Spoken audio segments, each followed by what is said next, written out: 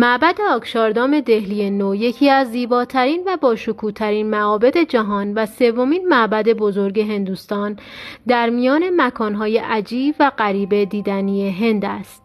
آکشاردام به معنای جایگاه مقدس خداست که پر از ستونها و دیوارهای کنده‌کاری شده است.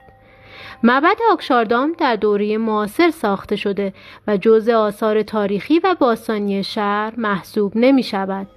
اما به سبب برنامه‌های فرهنگی متنوع و معماری منحصر به فرد دارای اهمیت خاصی است.